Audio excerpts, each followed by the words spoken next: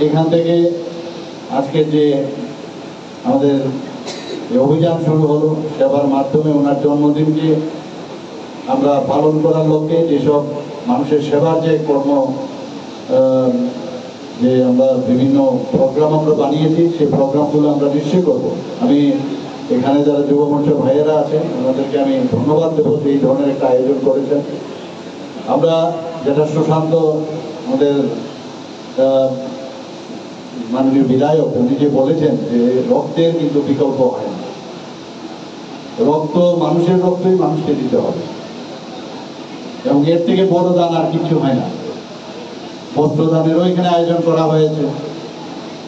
আমাদের মাননীয় সভাপতি এবং রাজ্যসভার সদস্য উনি বলেছেন কিন্তু রক্তদান সবচেয়ে বড় দান এবং রক্তে দানের মাধ্যমে রক্তের যেমন কোনো ধর্ম হয় না সেই রকম মানুষ এই রক্ত যে ইনবিল ভগবানই আমাদের শরীরের মধ্যে এই রক্ত দিয়ে দিয়েছে যে তোমাকে একটা আমি এমন এক অমূল্য সম্পদ আমি দেব যে রক্ত তুমি অন্যকে যখন দান করবে একটা ঐশ্বরিক একটা যে ফিলিং সেটা তুমি অনুভব করবে। যিনি রক্ত গ্রহণ করবেন ওনার মতো সেই অনুভূতি আসবে যে আমি কার রক্ত আমি গ্রহণ করছি, কার মুসলিমের রক্ত নাকি এটা একটা মহিলার রক্ত নাকি 18 বছরের রক্ত না 65 বছরের রক্ত। রক্ত দিয়ে বোঝায় যে আমাদের মানব ধর্ম কি করা উচিত, আমাদের মানুষের জন্য সেবা, সেটা কিন্তু রক্তদানের উপরে কিছু আছে।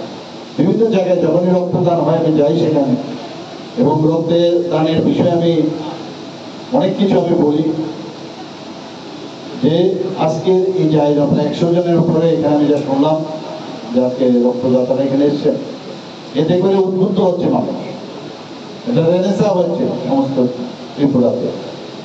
যারা এখনো মানে রক্তদান করতে গিয়ে অনেকে অনেক রকম ভাবেন যে আমার শরীরের ক্ষতি হবে, সেরকম কিছু না। পার কেজিতে প্রতি কেজিতে আমাদের মহিলাদের ক্ষেত্রে 16 ml উদ্বৃত্ত রক্ত থাকে, পুরুষদের বেলায় 26 ml উদ্বৃত্ত রক্ত থাকে।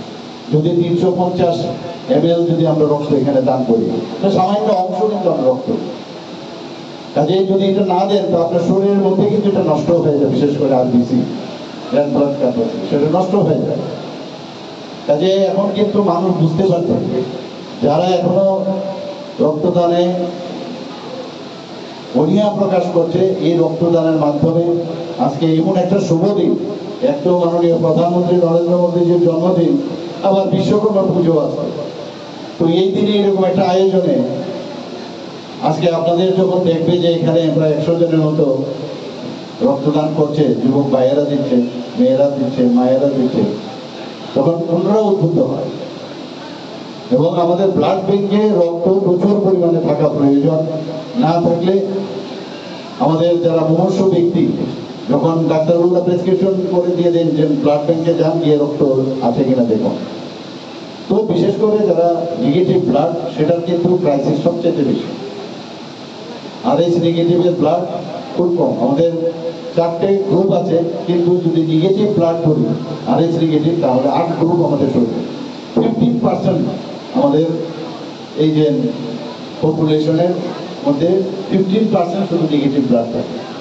ত্রিপুরাতে 40 লক্ষ যদি আমি এখন বলি যে এখানে পপুলেশন আছে, তার 1% ব্লাড ব্যাংকে মজুদ থাকতে হবে, অর্থাৎ 40,000 ইউনিট আমাদের ব্লাড ব্যাংকে থাকতে হবে।